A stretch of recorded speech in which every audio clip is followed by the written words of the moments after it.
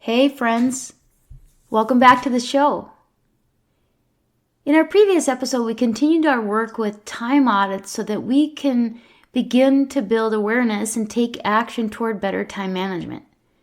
We discussed the importance of categorizing activities based on their importance, urgency, energy level, alignment with our priorities, and necessity.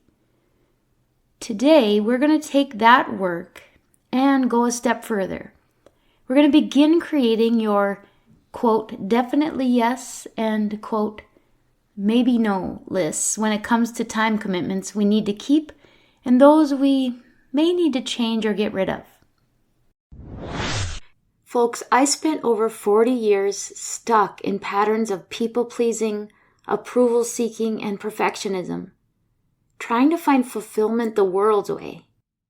It wasn't until I experienced the transformational power of the Holy Spirit through Christian life coaching that my way of being was completely changed. What I couldn't do on my own in over 40 years, God did in just a few months. He often works best through other people in our lives. If God is laying it on your heart to try a different way and you don't know where to start, you can keep struggling on your own, or you can invest in yourself and partner with a Christian life coach. I'm not exaggerating when I tell you that it changed the trajectory of my life. If my story resonates with you, I would be honored to partner with you in your own journey. Go to gracefilledleader.com to learn more. That's Grace, Grace, filled, Filled, leader.com. Welcome to the Grace-Filled Leader Podcast. Do you want better work-life balance? Do you get stuck in patterns of perfectionism and people-pleasing? Have you always been an overachiever but never really felt good enough, no matter how much outwork success you achieve?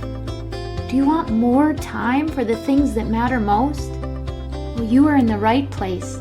Here on the Grace-Filled Leader Podcast, we focus on spirit-driven success and share the secrets to having better work-life balance as a busy woman in leadership.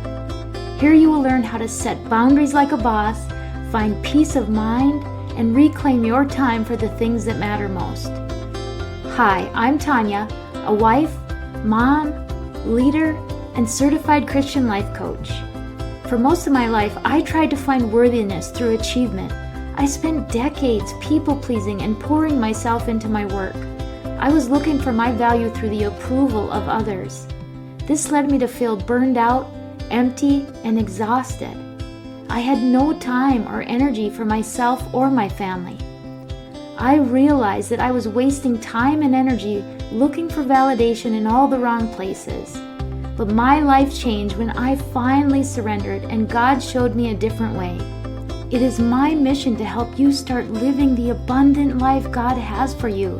If you're ready to become fueled by grace and find freedom from people-pleasing, if you're ready to multiply your time and impact as a Christian woman in leadership, this podcast is for you.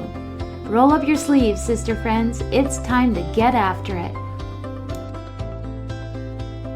Now let's take the next step in our journey to reclaiming your time. We're going to create 3 lists. The definitely yes list, the yes list, and the maybe no list. But first, I want to quickly review what you have already done if you did the homework in episodes 125, 126, and 128. And I'm going to urge you to download my updated and free time audit tools if you haven't already. I actually added some features this week to help you with the work we're doing in these more recent episodes. So the link to the free resources is in the show notes, or it's at gracefilledleader.com/freebies. So just to review, you should have a list of activities or commitments that you are spending your time on. You should have the number of hours you're currently spending on those activities each week.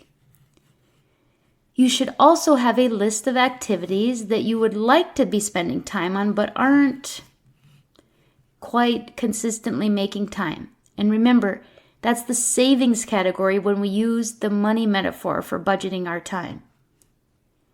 And you should also have the number of awake hours that you have available to you each week to do all of these things. Now, I had advised you before to first start with the activities and the awake hours that fall outside of your normal work or day job. So in yesterday's episode, we looked at each activity and we asked some questions to help with the prioritization process. You categorized each activity or time commitment as high or low importance, high or low urgency, energy giving or energy depleting, passion or obligation, aligned or not aligned with your priorities, and necessary or unnecessary. If you used my time audit tools, the formatting is such that you should see red and green cells depending on what you selected for each question for each activity. So we ended yesterday by taking everything that had 3 or more red cells and putting it in or on a list that we might look at how we can change the time we're giving to those things. This was our maybe no, or the maybe delete, maybe decrease, maybe delegate, or maybe delay list. So that brings us to our assignment today. We're going to dig a little deeper into our yes and our maybe no lists. So let's start with building our definitely yes list of time commitments or activities. This one is easy. This list is going to be made up of all the activities that had all green responses when you did your time audit. So that means they're of high importance, they're of high urgency, they're energy giving, they are passions, they are aligned with your priorities, and they are a necessity. Next is our yes list. So this list should be all of the activities that have just maybe 1 or 2 red cells when you've answered the questions around importance, urgency, energy level, passion versus obligation, alignment with priorities, and necessity. So these are the mostly green activities. And finally, the third list that will require some more work is the maybe no list. And actually, I say it's the maybe no, not so much, not me, or not now list. So these are the activities. So you're going to transfer the activities that have 3 or more red responses.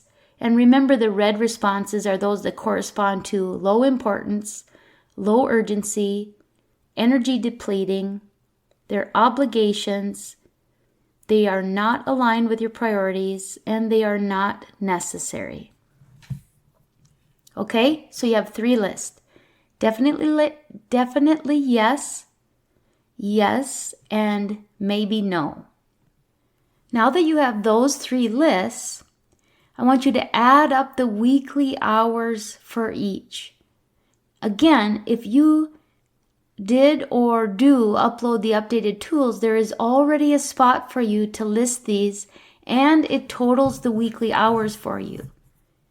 It is on the tab that says commitments/activities. Now you're going to subtract this total from the yes and the definitely yes numbers from the total number of awake hours in your week to determine how much time you have left. So you're going to compare this remaining time to the total hours in your maybe no list and the hours allocated to activities in your savings category, or the things that you had wanted to build back into your schedule. If the two combined, the maybe no list and the savings list, if the two combined add up to more than what is left over from your yes list, which I assume is the case, you are going to have to go to work on your maybe no list. What needs to stay? What can you do less of? What can you delegate? And what can you delay for another time? This is the only way that you can start to build some savings back into your time budget. In other words, it's the only way you are going to be able to do the things you want to do. You have to decrease some of the less meaningful activities, or you need to create systems that reduce the time it takes you to do them. By prioritizing activities that align with your values and your goals, you can free up valuable time for the things that truly matter. I know this work is not easy. It may be somewhat simple in principle, but it is definitely not easy. Anytime we start to peel back the layers of the onion, we're going to have some discomfort. We might even shed a few tears. But trust me, if you do this work, you will begin to have a whole new awareness and approach to managing your time. You really can be more intentional, and this will bring you more peace and more joy. Now, I know this is a bit redundant, but I'm going to just review one more time the assignment from today. So, we started leading up to this episode with your activities list. And you had calculated how much time you were spending on your activities each week, how much time fell into that savings category or the things you'd like to be doing, and how much time you had available to you in awake hours outside of work. So you had your activities and your commitments.